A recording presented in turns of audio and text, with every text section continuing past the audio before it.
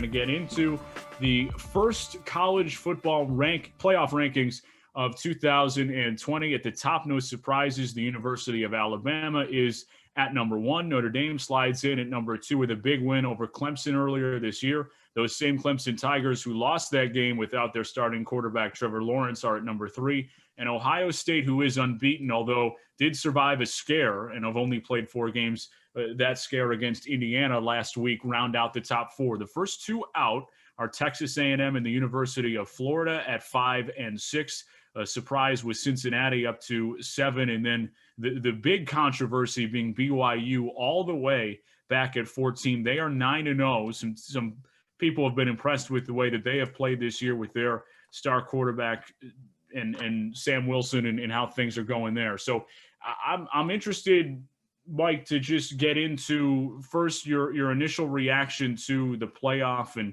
and where the rankings lie right now. The top 5, I'm not surprised. Look, you knew that Alabama would be 1. You knew that Notre Dame, having beaten Clemson, would go to 2. You knew Clemson would be 3. You see Ohio State at 4, you're not surprised, but it's one of the bigger challenges in this COVID atmosphere is that between the Big Ten teams and the Pac-12 teams, we're ranking teams that have played like 3 or 4 games against teams that have played like 8 or 9 games. So it's very difficult to get an accurate picture. So I'm not saying this is a fake season by any stretch of the imagination. We're playing games. It's fine. The ranking system, I don't care what they say to me, but it's very, strange. My biggest issue, and I'm sure, I think we talked about this before, you feel the same way, is BYU being all the way at 14. I mean, this team is 9-0, but they're ranked behind 2 teams, Georgia and Oklahoma, that have 2 losses. I understand BYU is not a powerhouse college football program, but to me, that seems kind of ridiculous. Yeah, it's tough to try and figure it out. And I know, Ligon, you're going to love this because I called him Sam Wilson in a Marvel reference. It's Zach Wilson, who's their quarterback and has been playing really well at BYU. So he's playing like a superhero, though, so I'll give him that. It's so odd, these college football playoff rankings, and then this year has just added another level to the oddity because Jimmy Sullivan and I have gone at it ad nauseum about what criteria are being met and what constitutes on the College Football Gridiron podcast about, okay, is this team the best team or is it the most deserving? And how do you differentiate between the two? Because presumably, I think most people would say that Clemson, especially losing the game to Notre Dame, is a better, without Trevor Lawrence, is a better team than is Notre Dame right now. If you asked me, who has to be the better team here, who I think it is, it's Clemson. That's what the eye test tells you, and they just lose the game without Trevor Lawrence, and yet Notre Dame is ranked ahead of them, as they should be because they're more deserving because they beat them. So it's just a weird sort of criteria. And then to see BYU down there, I know they haven't played the biggest strength of schedule. How they're behind Iowa State makes no sense to me. The University of Oklahoma, I know they've played better as of late, but Oklahoma has not been better than BYU this year. I just don't know how you make that case. And Georgia has been really up and down. I know that their 2 losses are good ones when you talk about Alabama and then Florida. So maybe that's a team where you can justify, okay, that they're in front of BYU with 2 really good losses.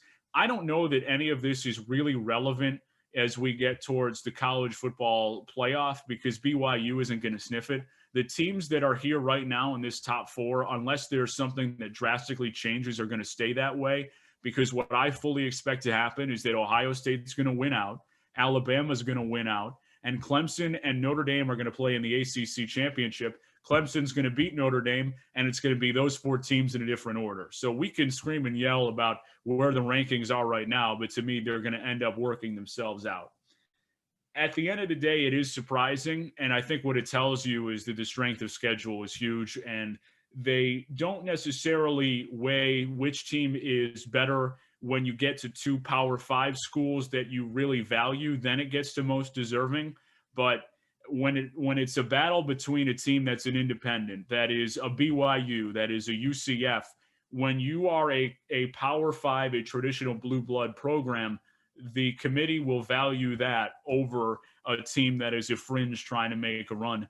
I've always advocated, especially in this year when you're trying to line up the records. Ohio State's played 4 games, Florida played 7, A&M has played 6, Cincinnati's played 8. Just make it 8 for this year. Expand the playoff to 8. I don't know why they haven't done that. That to me is my biggest frustration with what we've seen out of college football this year. It's just so difficult when you add this next dimension of not only your strength of schedule, but what is by choice, what is not by choice, and then how many games have you played. So it's just difficult to figure out. But I think that's what it goes to show you, that the College Football Playoff Committee, if you're not a traditional blue blood program, they're not going to value what you've done, no matter how impressive you look doing it.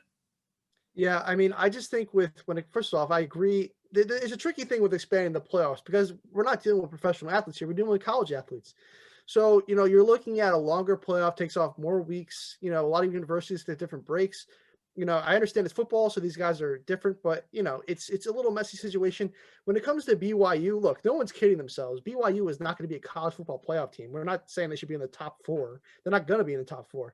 My biggest thing is it's about respect. And the simple fact of the matter is, this team is 9-0. They should be higher than 14. And also, look, Georgia, you bring up Georgia, they lost to 2 good teams in Florida and Alabama. They lost by double digits in both of those games. It wasn't like those games were close. So, when it comes to BYU, I'm not a BYU fan. I'm not saying like, oh my gosh, they should be like super high. I just think it's just a matter of respect. But I think you're right on when it comes to the fact that the top 4 is not going to change. So then we kind of just get into like, who do we honestly feel is going to end up winning this thing at the end of the day?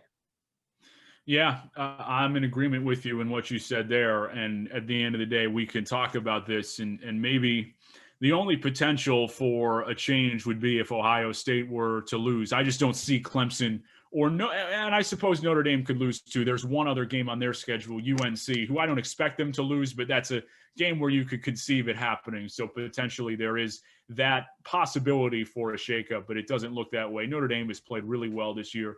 And when push comes to shove, I think is going to be there at the end, as will Clemson and Ohio State, and certainly Alabama, who has played really good football as of late. So it's just tough to decipher, and always a headache with the College Football Playoff Committee and trying to figure out exactly where everyone's going to be ranked.